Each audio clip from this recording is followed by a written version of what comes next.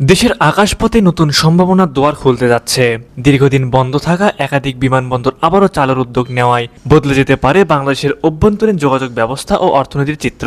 বর্তমানে দেশে চালু আছে 8টি বিমানবন্দর, আর বন্ধ অবস্থায় পড়ে আছে আরও 6টি। অবহেলা ও অযত্নে জরাজীর্ণ হয়ে যাওয়া এসব বিমানবন্দরকে পুনরায় সচল করতে নতুন করে পরিকল্পনা হাতে নিয়েছে সরকার। বিমানবন্দর চালুর তালিকায় রয়েছে বগুড়া, ঈশ্বরদী, ঠাকুরগাঁও, লালমনিরহাট, কুমিল্লা ও শমশেরনগর বিমানবন্দর। পাশাপাশি নতুন করে বাগেরহাটের খান জাহান আলী বিমানবন্দর নির্মাণের পরিকল্পনাও একসময় আলোচনায় থাকলেও বর্তমানে নতুন বিমানবন্দর তৈরির পরিকল্পনা নেই বলে জানিয়েছে বেসামরিক বিমান ও পর্যটন মন্ত্রণালয়। অর্থাৎ গুরুত্ব দেওয়া হচ্ছে বিদ্যমান অবকাঠামো সংস্কার করে দ্রুত চালুর ওপর। এর মধ্যে তালিকার শীর্ষে রয়েছে বগুড়া এয়ারফিল্ড, যেখানে ইতিমধ্যে প্রথম ধাপের কাজ শেষ হয়েছে। রানওয়ে সংস্কার ও অবকাঠামো উন্নয়ন সম্পন্ন হলে চলতি বছরে চালু হতে পারে বগুড়া বিমানবন্দর। মহস্থানগড় সহ ঐতিহাসিক ও ধর্মীয় পর্যটন কেন্দ্রের কারণে এখানে যাত্রীর চাহিদা উল্লেখযোগ্য। শুধু বেসামরিক বিমান চলাচল নয়, বগুড়াকে বিমান বাহিনীর একটি গুরুত্বপূর্ণ কৌশলগত কেন্দ্র হিসেবে গড়ে তোলার পরিকল্পনা রয়েছে। এখানে সামরিক ড্রোন তৈরির কারখানা স্থাপনের বিষয়টিও আলোচনায় রয়েছে, যা ভবিষ্যতে দেশের প্রতিরক্ষা সক্ষমতা বাড়াতে ভূমিকা রাখতে পারে। তবে তালিকার দ্বিতীয় স্থানে এসেছে পরিবর্তন। এর আগে 2 নম্বরে ঈশ্বরদী বিমানবন্দরের নাম থাকলেও এখন দ্বিতীয় স্থানে উঠে এসেছে ঠাকুরগাঁও বিমানবন্দরের নাম। ইতিমধ্যে বিমানবন্দরটি পূর্ণাঙ্গভাবে চালু করতে প্রাথমিক হিসাব ধরা হয়েছে 9,871 কোটি টাকা।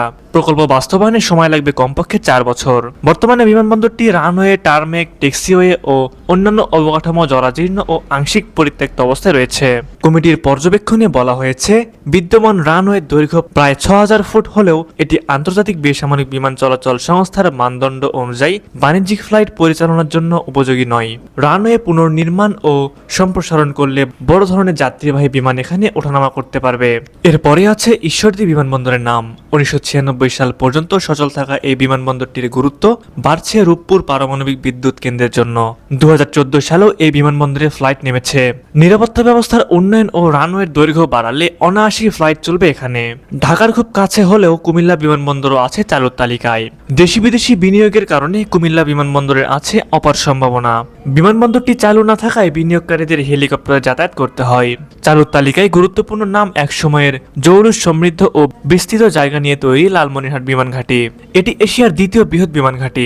বিগত সরকারের অনীহা আর ভারতের আপত্তিতে আটকে আছে এই বিমানবন্দরের কার্যক্রম।